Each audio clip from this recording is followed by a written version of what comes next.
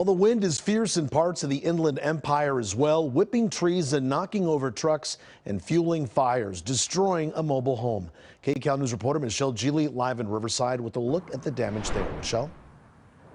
Juan, we're going to start with the trees here as well, because this is probably the most dramatic thing that we have seen today. These old cypress trees are so tall and they line the street here in this one neighborhood in Riverside. A neighbor tells me that she has been worried about these trees falling for quite some time. And I just want to show you how big the trunk of this tree is. It was just cut by a crew.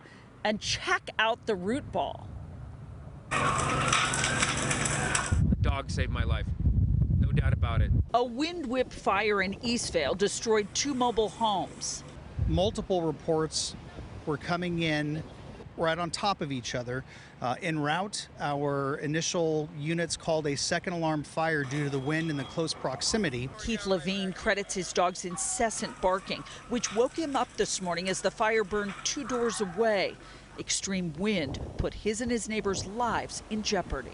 It was scary because my back neighbors were watering down my house, and I started watering down my house. It was too close.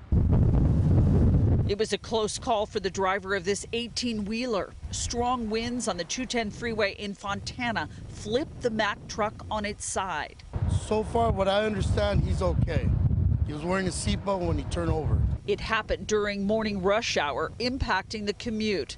The tow truck crew siphoned the diesel out of the empty big rig on the side of the road so it could eventually be turned upright.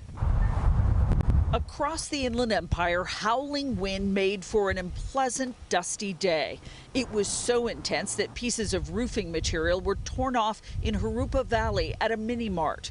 Owner Tony Kay says business isn't good when the weather is bad. Yeah, the crazy wind today, and then it took off the roof. So I hope some city can pay for me to fix the roof.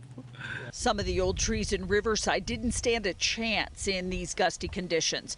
Recent rain, which soaked the roots, may be to blame as well. A 100-year-old cypress tree nearly crushed Julie Mason's roof on Edgewood Place. She wasn't home at the time. The city will repair what minor damage she has. The cypress, they can die from not having enough water. And the city trims them and they try to keep up with trimming them and everything, but sometimes one will die and you don't realize it, or it's real dry, and in a wind like this, down it goes. And back live now in Riverside.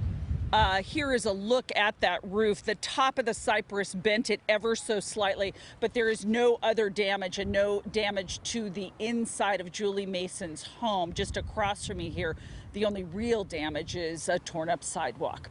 That's the latest live in Riverside. I'm Michelle Geely. Juan, back to you. Yeah, Julie got lucky today. Michelle, thank you. And we will continue to track the winds on this gusty Thursday on KCAL News. Also, for the latest on how your community is being impacted, just head over to kcalnews.com. We have full forecasts for your area. Well, state lawmakers are reconsidering how active